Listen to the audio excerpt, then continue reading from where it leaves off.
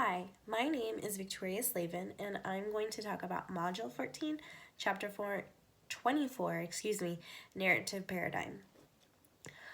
This chapter is one of my favorites, or one that stood out to me when I was going through all of this. Sorry.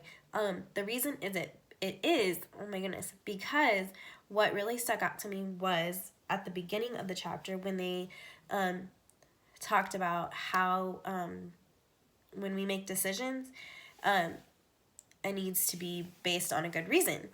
And I really do think this is a true statement because some people just make a decision to make a decision and they don't really think about it. So I'm going to talk about that, how it can be tough, and how you have to do a process of elimination sometimes and to really think about it before you make a decision. And then not only about making decisions, but storytellers, how this is part of the narrative paradigm because it has a role in it. So to go back to talking about making good decisions and the reason for you making decisions is sometimes it's really hard. Like for me, it's really difficult for me to make a decision. I'm always like, I'm not sure. Did I make the right one? Like I keep going back and forth on my different options that I have. And sometimes I have to ask others if I pick two and I'm like, pick this for me.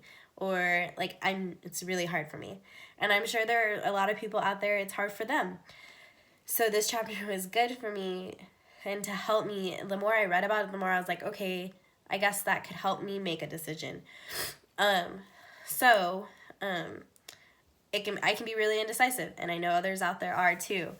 And so making a good decision can be hard. And the more I read this, the more it helped me understand, and the more, not by any means I got much better, but I got a little better at making decisions, and I had a better understanding of how to make a decision and giving me reading this gave me more advice, I guess you could say, on how to make a good decision and how I can eliminate and know what I'm picking is a good statement or a good reason why I'm picking it. It made me really think about the different choices I had before I made my decision, before I just go back and forth, like I said. Now, for the storytelling part, I am not a good storyteller.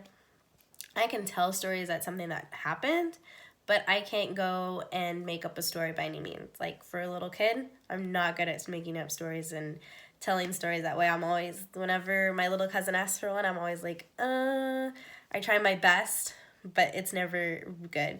I'm always like, let's just read a book. So I can be good at telling stories about what had happened, reiterating what had happened or something, but making up one isn't my strength at all.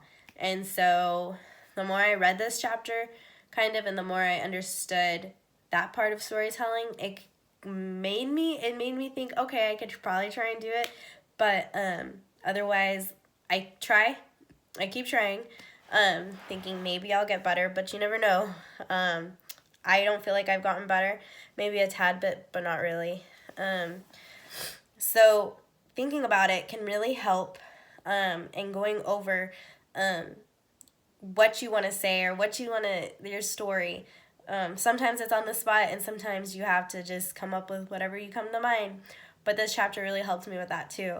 So I was glad, like I said, that I had this chapter to talk about and to do more research and to understand what I was really going to do. So to reiterate what I talked about making good decisions. Think twice before you make them. Know what you're going to make your decision on. It can be tough, but you can do it. Anyone can. And if you have a hard time telling stories to little kids or telling stories, making up your stories, just keep trying and you'll get better.